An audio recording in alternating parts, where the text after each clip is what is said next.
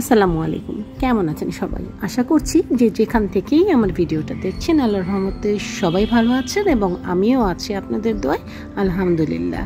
যেহেতু ঘুরতে বের হয়েছি এবং দেশের বাইরে আছি, সেহেতু এখান থেকে ভিডিওগুলো আপলোড করছি আপনাদের জন্য।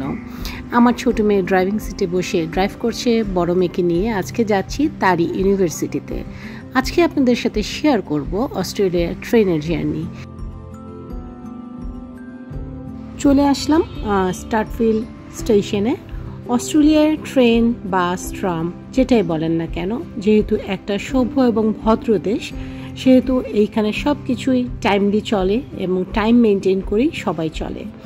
আর অসম্ভব সুন্দর, পরিষ্কার পরিচ্ছন্ন এইখানকার ট্রেন, বাস, ওভারঅল পাবলিক ট্রান্সপোর্টগুলো। আর এইখানে কেউ কারোর সাথে বিনা কারণে কখনো গা ঘেঁষে কথা বলতেও আসে না, বিনা কারণে কেউ কারো ওপরে ঝাঁপিয়েও পড়ে না। এখানে সব কিছুই মেনটেন হয়, আপনার সব কিছুই মেনটেন ইলেকট্রিক সিস্টেমের মাধ্যমে। আমরা ট্রেনে চড়ে বসলাম এবং দেখতেই পাচ্ছেন একের পর এক এইসব স্টপেজ পার হয়ে, মিনিমাম 14 থেকে 15টা স্টপেজ পার হয়ে আমি আমার মেয়ের ইউনিভার্সিটির দিকে যাচ্ছি।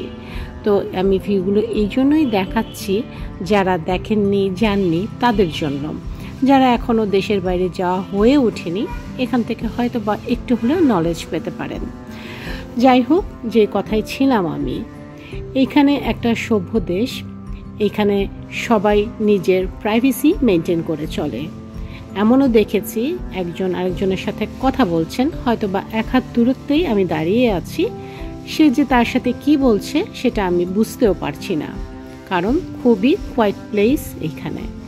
এই স্টপেজটা দেখছেন, এই স্টপেজ থেকে যে উঠে আসলাম সেখানেও দেখেছেন একদম কোয়াইট প্লেস। এই হচ্ছে ট্রেনের ভিতরের ওভারঅল ভিউটা। এটা হচ্ছে ইন্টারসিটি ট্রেন, একদম খালি, একদম ফাঁকা। লোক প্রচুর আছে এখানে, বাট এক এক বগিতে কিছু সংখ্যক করেই মানুষ চড়ে বসেছে। এখানে প্রত্যেকটা বগিরই আলাদা আলাদা করে সিস্টেম আছে।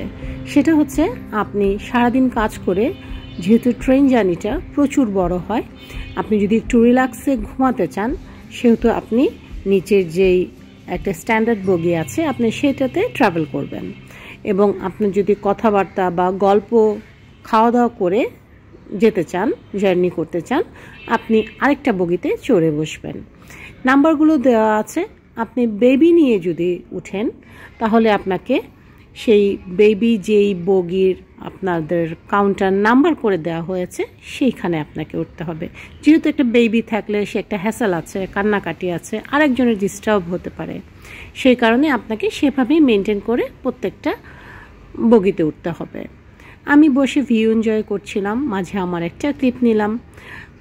সুন্দর দেখতে দেখতে কিন্তু স্টেশনগুলো আমি পার হয়ে যাচ্ছি। প্রত্যেকটা স্টেশনে টাইমলি তারা স্টপ হচ্ছে, ঠিক 5 মিনিট দিচ্ছে, তার মধ্যেই সবাই যাত্রীগুলো উঠে পড়েছে এবং আবার যার যার মতো করে যাত্রা শুরু হয়ে গেছে।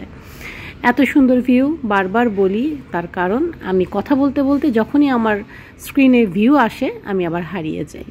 যাই হোক, ওভারঅল হচ্ছে আমার ট্রেন জার্নিটা নিয়ে আজকে আপনাদের সাথে কথা বলছি।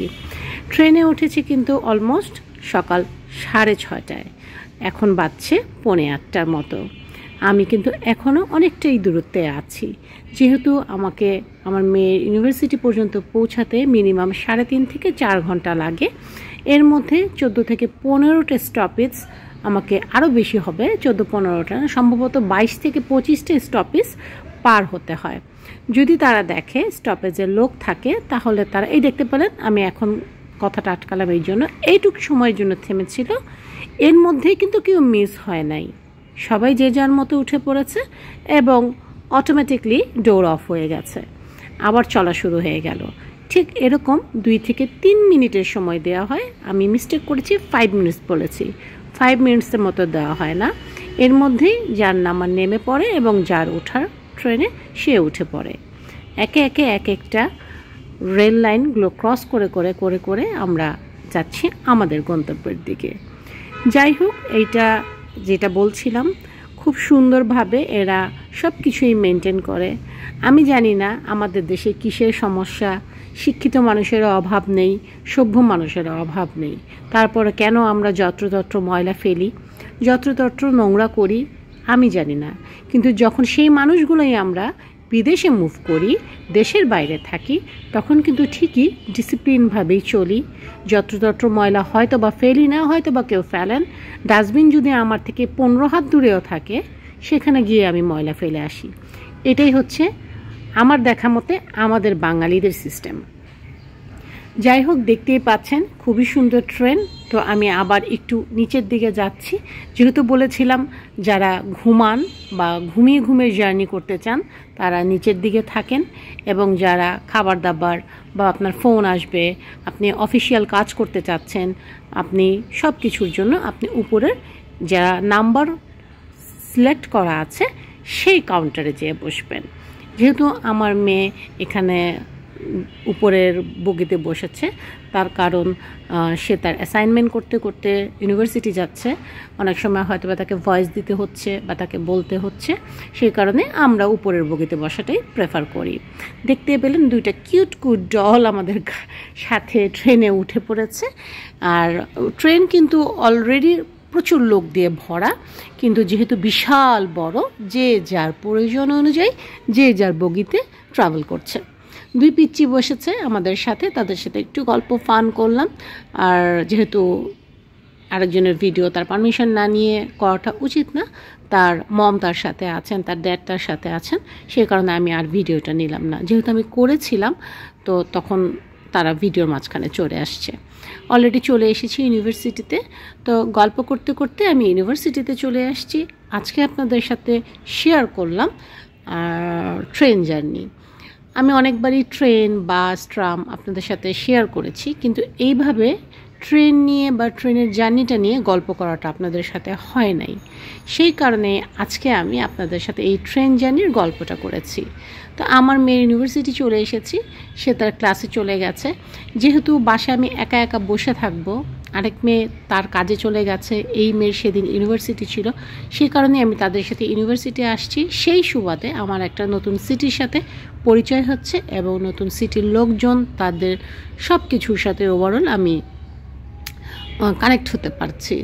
আর একটা কফি শপে চলে আসলাম, যেহেতু সকালের দিকে আসা, সেভাবে চা আমাদের খাওয়া হয় নাই। তো কফি শপে ঢুকে একটা কফি নিয়ে নিলাম। এখন মোটামুটি সামার চলে এসেছে, এখন আর ঠান্ডার কাপড় চোপড় পরে আমাদের বের হতে হয় না। তো ওভারঅল আমার মেয়ের ইউনিভার্সিটিটা ট্যুর আপনাদের করিয়ে দিচ্ছি। আর আজকে কিন্তু আমি নিউ ক্যাসেলের যেই মিউজিয়ামটা আছে সেটা ঘুরে বেরিয়েছি। আশা করছি আমি ভিডিওটা সুন্দর করে এডিট করে আপনাদের সাথে শেয়ার করতে পারবো। আর আপনাদের কাছে রিকোয়েস্ট রইল, আপনারা প্লিজ আমার চ্যানেলটাকে সাবস্ক্রাইব করে দেবেন যদি আপনাদের ভালো লেগে থাকে। কারণ আমার দেখা মতে আমার চ্যানেলের ভিডিও কিন্তু অনেকেই দেখছেন, বাট সাবস্ক্রাইব করছেন না, যেটা অলমোস্ট 85% ভিডিও আমার দেখছেন, বাট বাকি যেই পার্সেন্টেজ আছেন তারা সাবস্ক্রাইব করে রেখেছেন। 85% সাবস্ক্রাইব করছেন না, 15% তারা সাবস্ক্রাইব করেছেন। এই যে আমার বড় মেয়ে একটু পোস্ট পাস দিচ্ছে আর কি, তাকে নিয়ে একটু দুষ্টামি মজা করছিলাম। তার কিন্তু ক্লাস শেষ হয়ে গেছে, সে আরেকটা কফি নিয়েছে, সে আমাকে দেখাচ্ছে এই দিক দিয়ে ঘুরে যাব, বা আম্মু এদিক দিয়ে আসো। তো আমি ভিডিওগুলো করছিলাম। এটা হচ্ছে নিউ ক্যাসেল, এইটা একটা চার্চ, এটা হচ্ছে নিউ ক্যাসেলে। আর আমার মেয়ের ইউনিভার্সিটির সাথেই, যেহেতু নিউ ক্যাসেল সিটিটা একদমই একটা ছোট, একদমই 4টে স্টপেজ নিয়ে এই নিউ ক্যাসেল, তার পাশেই হচ্ছে আপনার নিউ ক্যাসেল বিচ। তো ভিডিও আপনাদের সাথে শেয়ার হয়তো বা করেছি।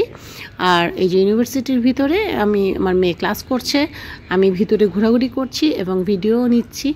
তো এখানে ভিডিও নিতে কোনো নিষেধ নেই, আমি অলরেডি জিজ্ঞেস করেই নিয়েছি। তো বাইরে থেকে আপনাদের চার্চটা দেখাচ্ছি। এই পাশে হোস্টেল আছে, চার্চ আছে, আর খুব সুন্দর একটা পিয়ানো এখানে দেখেছি। এইটা হচ্ছে মিউজিক্যাল ইনস্ট্রুমেন্ট এই পাশগুলোয় রাখা আছে, এবং এটা হচ্ছে মিউজিক্যালি ডিপার্টমেন্ট। তো এইখানে আজকে আমার মেয়ে ক্লাস করেছে। আর আমার মেয়ে কিন্তু টুকটাক পিয়ানো বাজাতে জানে। নেক্সট কখনো আপনাদের সাথে তার পিয়ানো বাজানোর একটা ভিডিও শেয়ার করব ইনশাআল্লাহ। তো গল্প করতে করতে এখন কিন্তু অলরেডি চলে এসেছি নিউ ক্যাসেল মিউজিয়ামের কাছে। আর যেহেতু একদিনে যদি আমি ফুল মিউজিয়ামের ভিডিওটা আপনাদের সাথে আপলোড করি, ভিডিও 3 ঘন্টার মতো হয়ে যাবে। তাহলে আপনাদের সাথে আমার নেক্সট ভিডিও আসছে নিউ ক্যাসেল মিউজিয়াম নিয়ে। আর এখানে অবশ্যই অনেক সুন্দর সুন্দর কিছু দেখতে পারবেন, আশা করছি যতটুকু আপনাদের জন্য করে নিয়ে আসছি। আর আজকে এই পর্যন্তই, সবাই ভালো থাকবেন, আমাদের জন্য দোয়া করবেন এবং অবশ্যই চ্যানেলটাকে সাবস্ক্রাইব করে আমার পাশে থাকবেন। আল্লাহ হাফেজ।